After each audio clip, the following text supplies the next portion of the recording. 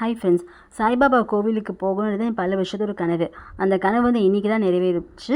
So ரொம்ப ரொம்ப ஹாப்பியாக இருந்தேன். மார்னிங் பிரேக்ஃபாஸ்ட் முடிச்சோடனே நாங்கள் வந்து பார்த்திங்கன்னா சாய்பாபா வந்து அவரோட கூட இருந்தவங்க சில பேர் வீட்டுக்கு வந்து எங்கள் கைட் கூட்டிகிட்டு போனார். ஸோ ஃபஸ்ட்டு கொஞ்சம் ஷாப்பிங்லாம் பண்ணோம். ஏன்னா கடைத்தெரு வழியாக போகிறதுனால என்னெல்லாம் வாங்கினோமோ அதெல்லாம் வந்து வாங்கிட்டு போயிட்டோம். ஸோ அதுக்கப்புறம் நாங்கள் போன என்ன பார்த்தா லக்ஷ்மி மந்திர். சரிங்களா, இந்த லக்ஷ்மியோட மந்திர் பேர் தான் லிங்கன் லக்ஷ்மி மந்திர் சொல்லுவாங்க. இந்த கோவில் வந்து லிங்கமும் இருக்குது, லக்ஷ்மியும் இருக்காங்க. ஸோ நாட்டில் பார்த்தா எல்லா கோவிலுமே வந்து பார்த்தீங்கன்னா உற்சவர் வந்து வேறு ஒரு கோவிலாக இருந்தாலும் வேறு ஒருத்தராக இருந்தாலும் நம்ம சிவன் வந்து அந்த கோவிலில் கண்டிப்பாக இருக்காங்க. ஏன்னா நாட்டில் எல்லாருமே வந்து சிவனோட தீவிர பக்திகளாக இருக்காங்க. ஸோ இந்த கோவில் பிரகாரத்தை சுற்றி வரும்போது தான் வந்து லிங்கம் சிவன் இருந்தார். ஸோ அதை தாண்டி போனால் லக்ஷ்மி தேவியோட சன்னிதி இருந்துச்சு. ஸோ எல்லாருமே நல்லா தரிசனம் பண்ணிட்டு நாங்கள் வெளியே வந்துட்டோம். ஸோ இதுதான் லக்ஷ்மி தேவியோட சந்நிதி.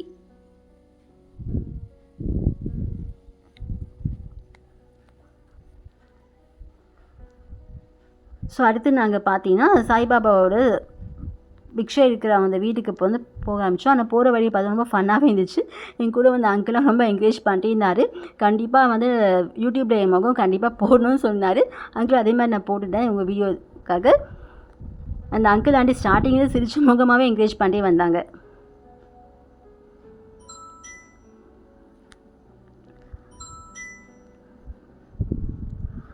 ஸோ நாங்கள் ஃபஸ்ட்டு பார்த்த வீடு பார்த்திங்கன்னா பைஜாமா வீடுன்னு சொல்லுவாங்க. அதாவது இவர் வந்து பார்த்தா சாய்பாபா கூடவே இது சப்போர்ட்டர். ஐ மீன் சாய்பாபா வந்து இவர் வீட்டில் தான் முதல் பிக்ஷை கேட்டு சாப்பிட்டாராம். இவங்க பேர் வந்து பயாஜி அப்பா கோட்டை வீடு இது. ஸோ இவரோட ஆன்சஸ்டர், அதாவது இவரோட வம்சாவளி தான் இப்போ இந்த வீடை பார்த்துருக்காங்க. இது வந்து சின்ன மியூசியம் மாதிரி வச்சுருக்காங்களா. நாங்கள் போன டைமில் பார்த்தீங்கன்னா இந்த மியூசியம் வந்து க்ளோஸ் பண்ணியிருந்தாங்க. சாய்பாபா வந்து இவருக்கு தான் முதல் பிக்ஷை வாங்கி சாப்பிட்டாராம். அதுக்கப்புறம் வந்து பார்த்தீங்கன்னா ரெகுலராக வந்து இந்த பயாஜியை வந்து சாய்பாபா வந்தாலும் சரி வரலாலும் சரி உணவு வந்து டெய்லி கொடுப்பாராம். ஸோ இது வந்து அவரோட குடில் வீடு. ஸோ அதை பார்த்து அடுத்தது வந்து நாங்கள் தத்தாத்திரேய வீடு போனோம். ஸோ தத்தாத்திரேய பார்த்தீங்கன்னா இப்போ அவரோட வீடுமே பார்த்தீங்கன்னா கிட்டத்தட்ட இந்த வீடுகள்லாம் வந்து 150 வருஷத்துக்கு முன்னாடி இருக்க வீடுகள். இப்போ யாருமே வந்து சாய்பாபா கூட இருக்கிறவங்க யாருமே இப்போ வீடோடு இல்லை. அவங்களோட வம்சாவளிகள் தான் இப்போ அந்த வீடை மெயின்டைன் பண்ணிட்டுருக்காங்க. ஸோ அப்படி பார்க்கும்போது தத்தாத்திரேயா வீடியோ வந்து பார்த்தா அவங்களோட மருமகள் தான் வந்து மெயின்டைன் பண்ணியிருந்தாங்க. ஸோ அவங்க இதை பற்றி என்ன சொன்னாங்கன்னா, இது வந்து பூர்வீக ஒரு 150 வருஷம் பழமையான வீடு. இப்போ நாங்கள் யாருமே இங்கே இல்லை. ஆனால் வந்து எங்கள் ஆன்சஸ்டர் தத்தாத்தியாவோட விருப்பப்படி பார்த்திங்கன்னா இங்கே வந்து ஒவ்வொரு தேர்ஸ்டேயும் பார்த்தா ஒரு 100 பேருக்கு வந்து அன்னதானம் கொடுப்பாங்களாம். ஸோ அதை வந்து இப்போ வந்து கிட்டத்தட்ட 150 வருஷமாக இதை வந்து பழக்கமாக வச்சுருக்காங்களாம். ஸோ அந்த அன்னதானத்துக்கு மட்டும் தான் இந்த வீடு வந்து யூஸ் பண்ணுவாங்க அப்படின்னு சொல்கிறாங்க. அது மட்டும் இல்லாமல் எப்போவுமே வந்து சாய்பாபாவோட ப்ரேயர்ஸ் நடந்துகிட்டே இருக்கும் இந்த வீட்டில் அப்படின்னு சொல்கிறாங்க.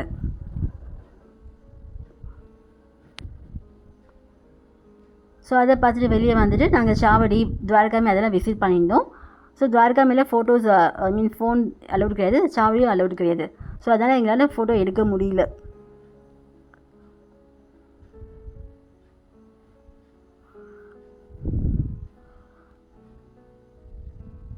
ஸோ இந்த சாவடி பற்றி ஒரு கதை என்னென்னா, முதல் பார்த்தீங்கன்னா சாய்பாபா வந்து 16 வயசு பாலகனாக தான் வந்து இந்த ஷீடிக்கு வந்திருந்தார். ஸோ வந்தோடனே பார்த்தா துவாரகாமையில் தான் தங்க ஆரம்பித்தாராம். ஸோ அங்கே பார்த்தீங்கன்னா அவர் வந்து நிறைய பேருக்கு வந்து அவர்கிட்ட நோடி வரவங்களுக்குலாம் காசே வாங்க மருத்துவம்லாம் பார்த்தாராம். அவரால் நிறைய பேர் குணமாயினாங்க. அது மட்டும் இல்லாமல் பசியோடு வந்து கொண்டு வந்து கொடுத்தாங்க. நிறைய அற்புதங்களை நிகழ்த்தினார். ஸோ இதனால் அவர் மேலே வந்து ஒரு பொறாமைப்பட்ட சில பேர் வந்து அவர் இந்த துவாரகாமையில் தங்கக்கூடாது அப்படின்னு அவர் துவாரகாமையை துரத்தி விட்டாங்களாம். ஸோ அதுக்கப்புறம் தங்க இடம் இல்லாமல் அவர் போய் இருந்த இடம் தான் சாவடி. ஸோ சாவடி பார்க்கும்போது துவாரகாமையோட சின்ன இடம்னு சொல்கிறாங்க.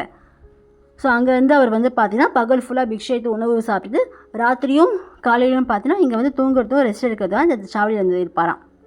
ஸோ அங்கேயுமே வந்து அவர் வந்து அற்புதங்களில் வந்து நிகழ்த்த ஆரம்பித்தார். எப்பவும் போல் வரவங்களுக்குலாம் வந்து நோய்க்கெலாம் காசே இல்லாமல் மருத்துவம் பார்க்குறதும், அப்புறம் அவங்கக்கிட்ட உணவு பட்னியோடு வரவங்களுக்கு வயிறு நிறைய அவரே வந்து உணவாக்கி கொடுப்பாரு. ஸோ இந்த நிகழ்ச்சியும் பண்ணிட்டு இருந்தார். ஸோ இப்போ நம்ம பார்க்க போகிற வீடு பார்த்து மஹால் சபாபதி வீடு. ஸோ இவர் வந்து சாய்பாபாவோட ரொம்ப க்ளோஸ் ஃப்ரெண்டுன்னு சொல்கிறாங்க. ஸோ இவர் 3rd ஜெனரேஷன் தான் இப்போ இருக்காங்க. இவர் தான் சாய்பாபாவுக்கு வந்து பார்த்தா யா சாயி ஆவோ சாயின்னு சொல்லிட்டு சாய்பாபாவை கூப்பிட்டு சாயின்ற நாமத்தை இவர் தான் சாய்பாபாவுக்கு வச்சுருக்காரு. ஸோ இப்போ வந்து படுத்துட்டு இருக்கவங்க பார்த்தா ஒரு 3rd ஜென்ரேஷன். அவங்களுக்கே வந்து பார்த்தா ஒரு 70 வயசுக்கு மேலே ஆகுது. உடல்நிலை சரியில்லாமல் கட்டிலில் படுத்துட்டு இருக்காங்க. ஸோ அவங்களோட பேரன் பேத்தி அவங்களோட கொள்ளு பேரங்க தான் இப்போ இங்கே இருக்காங்க. ஸோ இங்கே வந்து அந்த மஹால் சபாபதியோட சிலை வந்து உள்ளே வச்சுருக்காங்க. இதுவுமே பார்த்தா இந்த வீடியோ மியூசியம் மாதிரி தான் வச்சுருக்காங்க. இதுதான் மஹால் சபாபதி சிலை. அவர் சமாதி அடைஞ்ச இடத்துல தான் இப்போ சிலை வச்சுருக்காங்க. அடுத்து நாங்கள் பார்த்த வீடு தான் லக்ஷ்மிபாய் அம்மா வீடு. ஸோ இந்த அம்மா பார்த்தா டெய்லி வந்து சாய்பாபாவுக்கு அவங்களே வந்து சாய்பாபா வரலினாலும் அவங்களே வந்து பார்த்திங்கன்னா உணவு கொடுப்பாங்களாம். ஸோ இதனால் வந்து சாய்பாபா தாங்கிட்ட இருந்த 9 அணாவை அவருக்கு வந்து பரிசாக கொடுத்தாராம். ஸோ அந்த அணாவோட ஃபோட்டோ தான் இப்போ ஃப்ரேமில் நீங்கள் பார்க்குறீங்க. ஸோ அடுத்து நாங்கள் சாவடிக்கு விசிட் பண்ணோம். ஸோ சாவடியிலே பார்த்து தனித்தனியாக கேர்ள்ஸ் தனியாக, லேடிஸ் தனியாக, ஜென்ட்ஸ் தனியாக, லேடிஸ் தனியாக தனித்தனியாக தான் விட்டுருந்தாங்க. ஸோ அவங்களையும் பார்த்துட்டு அங்கே சாய்பாபா பெரிய ஃபோட்டோ அவரோட அந்த கால் பாதம் அதெல்லாம் வச்சுருந்தாங்க. ஸோ அதை பார்த்துட்டு நாங்கள் வெளியே வந்துட்டோம். அடுத்து நாங்கள் பார்த்த இடம் பார்த்தா ஹனுமான் மந்திர். ஸோ இந்த ஹனுமான் வந்து ரொம்ப சக்தி வாய்ந்த ஹனுமான் சொல்லுவாங்க. சாய்பாபா இருந்த காலத்துலேருந்தே இந்த மந்திர் இருக்க தான் சொல்கிறாங்க. ஸோ இதையும் பார்த்தா கொஞ்சம் வந்து புதுப்பிச்சு இப்போ மெயின்டைன் பண்ணிட்டு வராங்க. ஸோ அடுத்து கொஞ்சம் ஷாப்பிங்லாம் பண்ணிட்டு நாங்கள் வந்து பார்த்தோன்னா 12 மணி ஆர்த்திக்கு டிக்கெட் புக் பண்ணதால ரூம் போயிட்டு கொஞ்சம் நேரம் ரெஸ்ட் எடுத்துகிட்டு அதுக்கப்புறம் பார்த்தீங்கன்னா ஒரு 11 மணிக்கு கிளம்பி திரும்ப இதே வழியாக வந்து கேட் நம்பர் 6 தான் எங்களுக்கு வந்து என்ட்ரி கொடுத்தாங்க. ஸோ கேட் நம்பர் 6 வழியாக உள்ளே போயிட்டு ஆர்த்தி முடிச்சு கேட் நம்பர் 3 வழியாக வெளியே வந்துட்டோம். ஸோ அதுக்கப்புறம் லஞ்ச் முடிச்சுட்டு நாங்கள் ஹோட்டலில் வெக்கேட் பண்ணிட்டோம். வெக்கேட் பண்ணி நாங்கள் அடுத்து போன இடம் தான் பார்த்தீங்கன்னா பஞ்சவடி. இது வந்து பார்த்தா நாசிக்கில் இருக்குது. ஷீர்டிலேருந்து இந்த இடத்துக்கு போகணும் அப்படின்னா கிட்டத்தட்ட ஒரு 1.5 மணி நேரம் டைம் ஆகும். ஸோ பஞ்சவடி என்ன விசேஷம்னா ராமர் சீதை வந்து வனவாசம் இருந்தப்போ இந்த இடத்துல தான் வந்து அவங்க இருந்தாங்க அப்படின்னு சொல்கிறாங்க. ஸோ இங்கே பல வரலாற்று சிறப்புமிக்க பல சம்பவங்கள் நடந்தது. ராமர் சீதை கூட இருந்தது, லக்ஷ்மணன் வந்து சூர்பனகை மூக்கு அறுத்தது, அப்புறம் ராவணன் சீதையை கடத்தினது, ஜடாய் வந்து தடுத்தது, ஹனுமான் வந்து உதவி பண்ணது, அது எல்லாமே இந்த ஊரில் தான் நடந்ததான் சொல்கிறாங்க. பஞ்சவடினா 5 ஆலமரம். ஸோ ஒவ்வொரு ஆலமரத்துக்கு கீழே ஒரு கோவில் இருக்குது. ஒவ்வொரு ஆலமரத்துக்கும் ஒரு கதையும் இருக்குது. இங்கே பார்த்தீங்கன்னா இங்கே பஸ்ஸுலாம் கிடையாது, ஒன்லி ஆட்டோ மட்டும்தான். 3 பேரோ 4 பேரோ ஒரு ஆட்டோவில் போகலாம். ஆனால் ஒரு ஆட்டோக்கு வந்து 600 ரூபான்னு பேசி போனோம் நாங்கள். ஸோ அப்படி நாங்கள் போன முதல் கோவில் பார்த்தா லக்ஷ்மண் மந்திர். ஸோ லக்ஷ்மண் வந்து பார்த்திங்கன்னா சூர்பனகை இங்கே தான் மூக்க அறுத்து சூர்பனகை வந்து சீதாதேவியை கவர விடாமல் தடுத்தார் அப்படின்னு சொல்கிறாங்க. இந்த கோவிலுக்கு வெளியே தான் லக்ஷ்மண் ரேகை வந்து ஒன்று இருக்குதுன்னு சொல்கிறாங்க.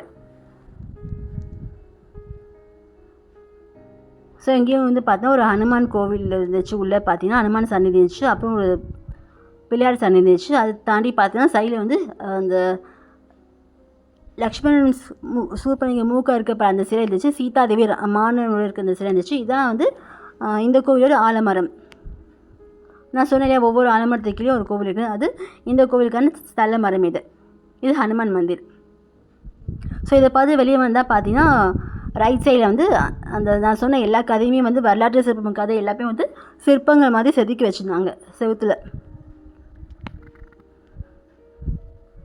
ஸோ அதெல்லாம் பார்த்துட்டு பொறுமையாக நாங்கள் வெளியே வந்தோம்.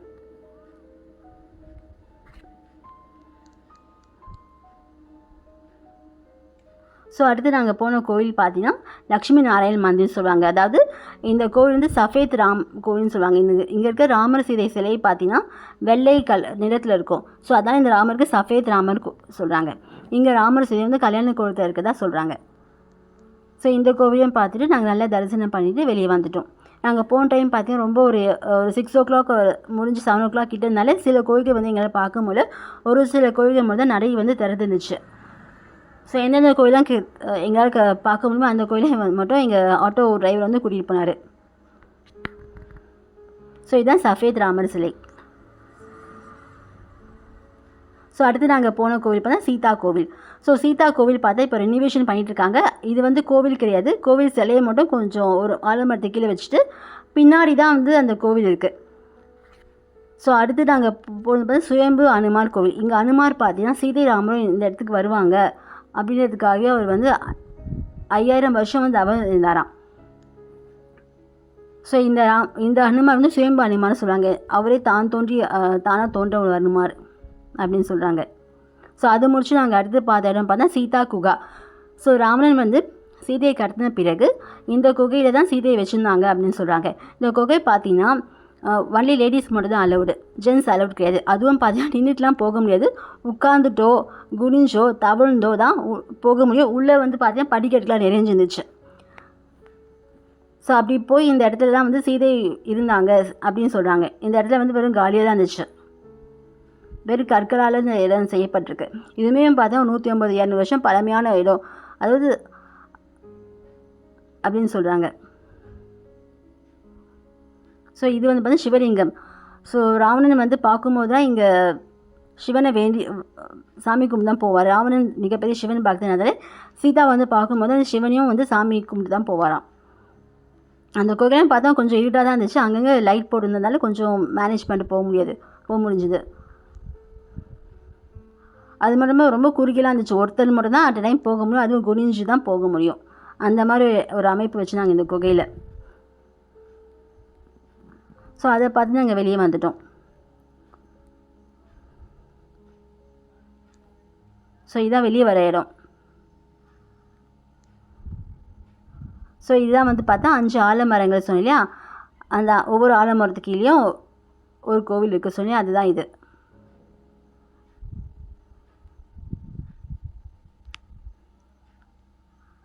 ஸோ அடுத்து பார்த்தா பூர்ணகுடில் கோவில். பூர்ணகுடில் கோவில் என்னென்னா, ராமனும் சீதை வனவாசத்தில் குடில் அமைச்சு, அதாவது குடிசை போட்டு இருந்தாங்க இல்லையா, ஸோ அதை ஞாபகமாக வச்சு தான் இந்த கோவில் வந்து அமைச்சிருக்காங்க. ஸோ இந்த கோவில் பார்த்தீங்கன்னா குடிசைக்குள்ளே ராமர் சீதை லக்ஷ்மணன் இருக்கிற மாதிரி அமைச்சிருக்காங்க. ஸோ இங்கேயுமே பார்த்தா ராமர் வந்து சஃபேத் ராமர் தான் இருக்கார். ஸோ அடுத்து நாங்கள் போன இடம் பார்த்தா காலாராம் மந்திர். ஸோ காலாராம் மந்திர்னாலே பேர்லேயே வந்து தெரியுது இல்லையா, காலானா கருப்பு. ஸோ இங்கே இருக்க வந்து ராமர் சீதை லக்ஷ்மணர் 3 பேருமே கருப்பு நிறத்தில் தான் இந்த சிலை இருக்குது. ஸோ இந்த கோவில் ரொம்ப பழமையான கோவில். இப்போ வந்து ரெனிவேஷன் பண்ணாங்க, இன்னும் கொஞ்ச நாள் இந்த கோவில் வந்து கும்பாபிஷேகம் பண்ண போட்டு தான் சொன்னாங்க. ஸோ கோவிலில் சீலிங் எல்லாமே பார்த்தீங்கன்னா ஒரே பாறையில் செதுக்கியிருக்காங்க, பார்க்கவே செம்மையாக இருந்துச்சு. ஸோ இதான் நான் சொன்னேன் காலா ராம், காலா சீதா அண்ட் காலா லக்ஷ்மணன் மந்திர்.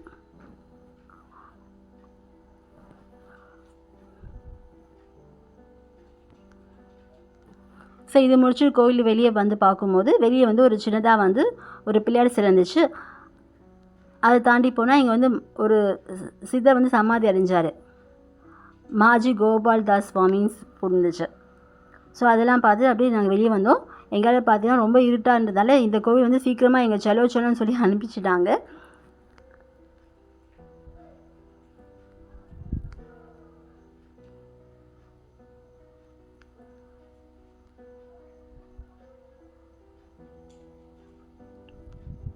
ஸோ இந்த கோவில் ரொம்ப பழமையான கோவில் தான், பெரிய கோவில் தான், நல்லா இருந்துச்சு பார்க்குறதுக்கு எல்லாமே. ஸோ இதான் வந்து பார்த்தீங்கன்னா விநாயகர் சந்நிதி.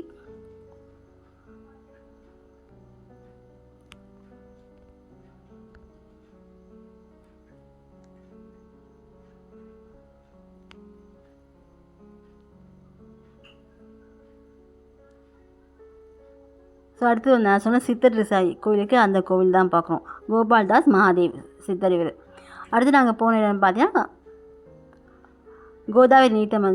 கோதாவரி நதி தீர்த்தம் இருக்கு இல்லையா, அதோட இடத்துல தான் அங்கே போய் பார்த்தோம். ஸோ இந்த இடத்த பேர் திருவேணி சங்கமம்னு சொல்கிறாங்க. இங்கே வந்து ஃபுல்லாக வந்து பார்த்தா கோதாவரி நீர் தான் வந்து இங்கே கடலாக இருக்குது. ஸோ இங்கேயும் வந்து பார்த்தா கை காலை அலம்பிட்டு முகத்தில் அலம்பிட்டு தண்ணி தெளித்து வெளியே வந்தோம். இந்த கோதாவரி ஆறுக்கு கரையில் பார்த்தா ஒரு அர்த்தநாரீஸ்வரர் கோவில் இருக்குது. ஸோ அவ்வளோ அழகாக இருந்துச்சு பார்க்க, அப்படியே ஒரிஜினலாக வந்து சிவனும் சக்தியும் பாதியாக எப்படி இருப்பாங்களோ அந்த மாதிரி தத்ரூபமாக வந்து சிலை வடிவமைச்சிருக்காங்க.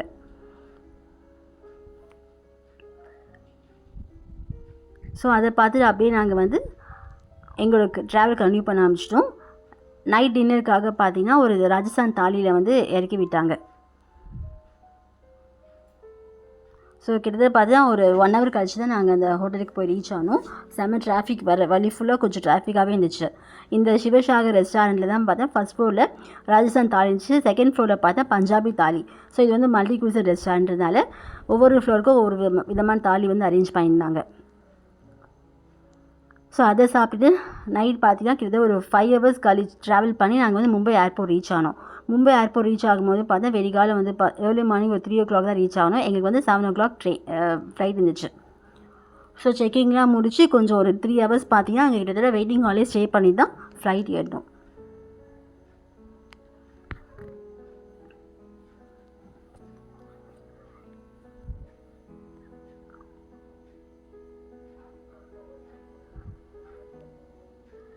ஸோ நல்லபடியாக சென்னை ஏர்போர்ட்டுக்கு வந்து பார்த்தா காலையில் மார்னிங் வந்து 9 o'clock ரீச் ஆகிட்டு. So bye friends, next video பார்க்கலாம்.